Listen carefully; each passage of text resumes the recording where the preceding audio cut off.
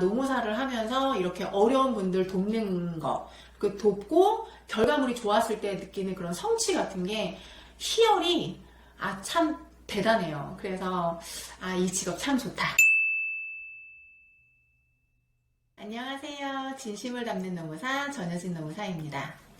영상을 좀 많이 업로드를 하고 싶었는데 제가 그동안 너무 바빴어요. 그래서 좀 늦게 인사드리게 됐습니다. 오늘은 노무사가 어떤 일을 하는 직업인가에 대해서 좀 간단하게 설명을 해 드려보려고 해요. 그래서 많은 분들이 노무사는 노사 관계에 있어서 전문가다라고들 말씀하시죠. 그래서 노무사가 하는 일을 크게 좀 얘기를 해보자면 HR 컨설팅, 산재 사건 대리, 임금 체불 사건, 또 직장 내 괴롭힘이 발생했을 경우에 객관적 조사를 노무사가 나가기도 하고요. 또 부당해고를 당했다라고 주장하시는 근로자분이 계시면 그분을 대리해서 부당해고 구제 신청을 해드리기도 하고요. 기업이나 관공서 등에서 노동법 혹은 요즘에 좀 핫 이슈가 됐었던 중대재해처벌법안 그런 법 관련해서 좀 강의를 해달라라고 하는 곳이 있으면 강의를 나가기도 하시고요. 참 다양한 영역에서 노무사가 활동을 하고 있습니다. 최근에는 저도 사건을 많이 진행하는 편인데 산재 사건을 진행한 것 중에 기억에 남는 사건이 있어서 하나 말씀을 드리려고 해요. 산재는 다들 아시겠지만 사업장에서 사고가 발생을 했을 경우에는 업무상 사고로 산재 신청을 하게 되고요. 사업장에서 오랜 근무 기간으로 인해서 근골격계 질환이 왔다던가 아니면 스트레스 과로로 인해서 뇌심혈관 질환이 왔다던가 혹은 사업장 내에서 과도한 스트레스 혹은 괴롭힘이 있었을 수도 있고 어떠한 여러 가지 이유로 인해서 정신적인 문제로 곤란을 겪으신 분들은 산재를 신청하실 수도 있겠고요. 한데 보통 노무사를 선임해서 산재를 신청하는 경우는 업무상 질병의 경우입니다. 왜냐하면 업무상 사고는 굉장히 명확하거든요. 업무를 보다가 이제 사고가 발생한 경우이기 때문에 보통은 목격자가 없는 경우는 좀 힘들 수 있겠지만 목격자가 있는 경우가 또 대부분이기도 하고 해서 업무상 사고인 경우에는요.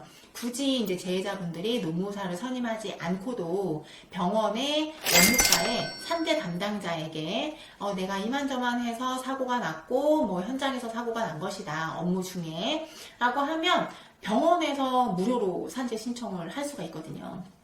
그래서 업무상 사고인 경우에는 보통은 노무사들이 대리를 그렇게 많이 하지는 않는 것 같아요. 그런데 하루는 한 외국인 분이 찾아오셨어요. 그분이 이제 저한테 말씀을 하시는데 작업 중에 사고가 났었대요. 그래서 본인이 손을 좀 크게 다쳤다. 그래서 업무상 사고로 좀 신청을 해다오라고 얘기를 하시길래 제가 방금 전에 말씀드린 내용을 쭉 설명을 드렸어요. 그래서 병원에서 직접 하시고 이렇게 힘들게 돈 버시는데 굳이 저한테 수임료 안 주셔도 된다. 병원으로 가셔라. 이렇게 말씀을 드렸거든요. 근데 그 외국인 분께서 제가 꼭 맡아줬으면 좋겠다고 얘기를 하시는 거예요. 그래서 왜 그러시냐, 뭔가 문제가 좀 있느냐라고 했더니 하시는 말씀이 사업주가 업무 중에 사고가 났다는 것 자체를 부인하고 계신다고 하더라고요. 그래서 제가 여쭤봤죠. 혹시 그 당시에 목격자가 없었습니까? 했더니 사업주가 목격자래요. 그랬는데 거짓말을 하고 있다. 그러면 다쳤을 당시에 바로 병원을 가셨느냐 했더니 그게 이제 또 문제인 거예요. 안 가셨다고 하더라고요. 왜 안 가셨냐 여쭤봤더니 산재 신청을 하게 되면 내가 일단은 휴업급여를 받게 되는데 내가 받던 돈의 70%밖에 못 받는 거 아니냐. 근데 나는 100%의 돈을 다 벌어서 한국에서 생활을 하고 싶었다. 그래서 너무 아팠지만 손 다치셨거든요. 그래서 너무 아팠지만 그 통증을 계속 참고 진통제 드시면서 꾹꾹 참으셨다 하더라고요. 그리고 나서 사고 발생일로부터 3주? 한 4주 정도 지난 후에 도저히 못 참으셔서 병원을 가신 거예요. 병원 진단이 어떻게 나왔냐면 골절로 나왔어요. 그래서 수술까지 하셨어요. 그분이 결국에는. 그래서 제가 이거는 입증하기도 일단 너무 어렵고 왜냐면 목격자가 사업주인데 사업주가 그런 사실 없었다고 부인하고 있고 병원을 너무 늦게 가셨고 했기 때문에 시간의 연속성이 없는 거죠. 그렇게 되면 참 어려운 사건이 돼버려요. 그래서 제가 고민을 하다가 안 될 수 있습니다. 안 될 수 있지만 제가 한번 노력해서 해보겠습니다 해서 그 사건을 맡았어요. 진짜 마음을 많이 썼던 사건이고 결과가 나올 때까지 마음을 진짜 많이 저도 졸였는데 다행히 그 외국인 그 재해자분의 친구분이 재치있게 행동을 한 게 뭐였냐면, 물론 녹음이라는 것 자체가 상대방의 입장에서는 불쾌한 일일 수 있지만, 이번 건의 같은 경우에는 사업주가 계속 이것을 부인을 하고 있었기 때문에 그 친구 입장에서, 친구도 외국인 분이신데 한국어를 좀 잘하세요. 그래서 그 친구 입장에서는 어떻게든 이 제자를 돕고 싶다는 마음에 이제 몰래 녹음기를 켜고 들어가신 것 같아요. 그 사업장에. 그래서 그 시점이 언제였냐면 사고가 발생하고 이제 한 달 정도 후쯤에 그랬는데, 녹음기를 이제 몰래 켜고 사업주를 만난 거죠. 그러니까 그 자리에서는 그래, 사고가 있었던 건 맞다 라고 얘기는 하셨어요. 다만 사업주가 뭐라고 얘기하냐면, 근데 상식적으로 생각해봐라. 사고는 있었지만 3주나 후에 병원을 갔는데 골절이래. 어느 누가 그 통증을 참으면서 일을 할 수 있냐. 그러니까 이거는 우리 사업장에서 사고 난 것 때문이 아니고 분명히 그 3주간의 기간 동안에 이 재해자가 다른 데서 다쳐놓고 우리한테 엎어 씌우는 거야.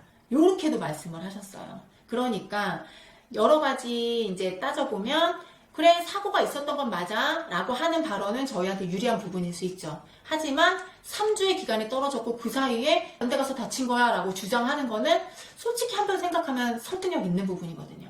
그래서 이 녹음 파일을 저한테 갖다 주셨는데 이걸 어떻게 활용할지 저도 굉장히 고민이 많이 됐던 포인트예요.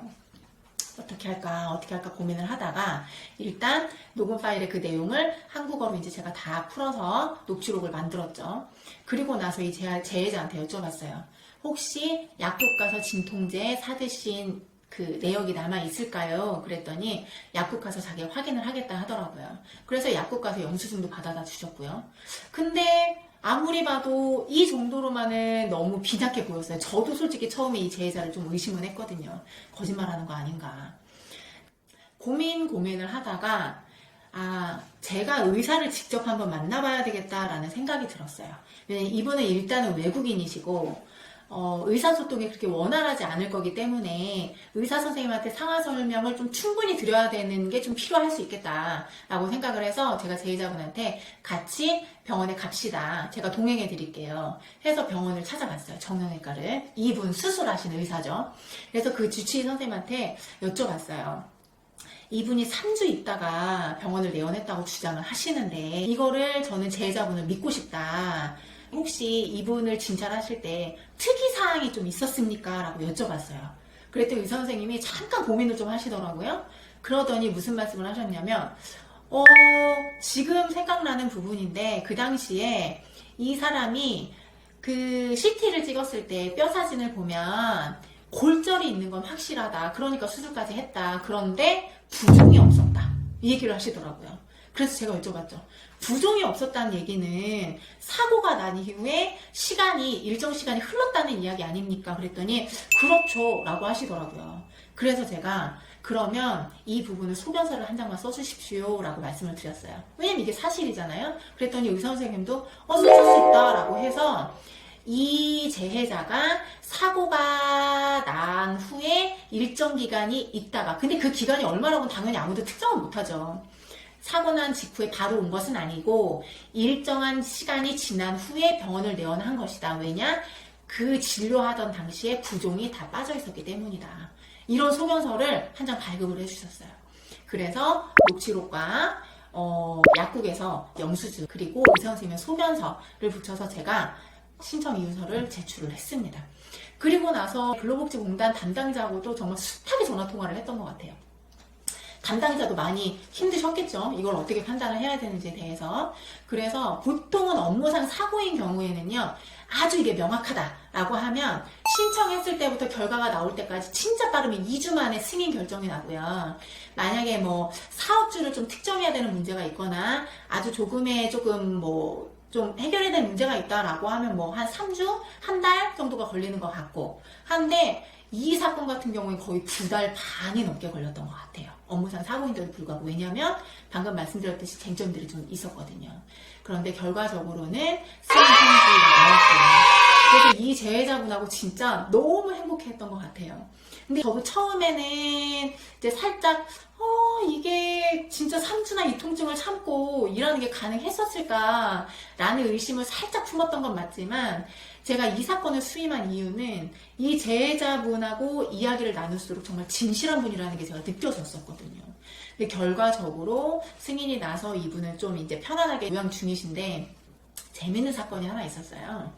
이분이 이제 김해에 거주하고 계시거든요. 근데 이분이 이제 승인 통지를 받고 이틀 정도 후였나? 저한테 전화가 왔어요. 너무 좀 본인한테는 의미 있는 사건이 있었다. 그래서 무슨 일입니까?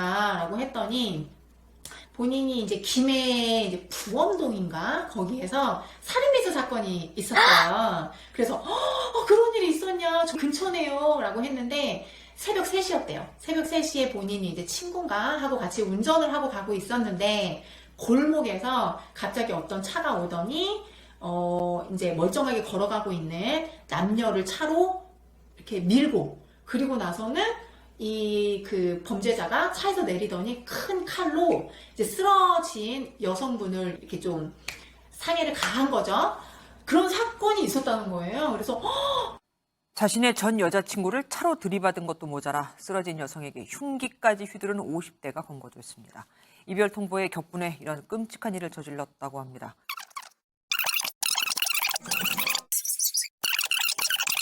그다음에 이 사람 차에서 칼 큰 거 가져와가지고 무서워서 차 안에서 조금 앉아가지고 차 도망갈 때 내가 따라갔어요. 안 다치셨냐? 라고 여쭤봤더니 자기는 다치진 않았고 저 범죄자를 자기가 잡아야 되겠다는 생각 때문에 도망가는 범죄자의 뒤를 자기가 계속 차로 쫓았대요. 그래서 결국에 빨간불 신호에 그 범죄자는 쑥 가버렸고, 자기는 신호를 위반하면 안 되니까 사고가 날 수도 있잖아요. 신호를 위반했다가. 그래서 거기서 멈췄는데 자기 차 블랙박스에 그게 다 녹화가 된 거죠.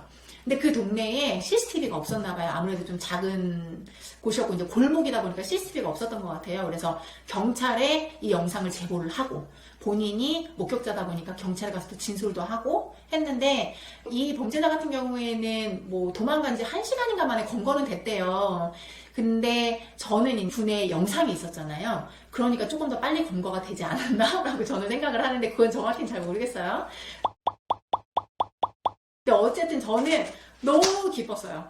왜냐하면 이분이 정말 진실한 분이셨고 한국에 오셔서 열심히 일하신 분이고, 사고가 났는데 쟁점이 있었고 힘들게 산재 승인을 받으셨는데 이틀 만에 또 이렇게 좋은 일도 하셨고 해서 정말 훌륭한 일 하셨다.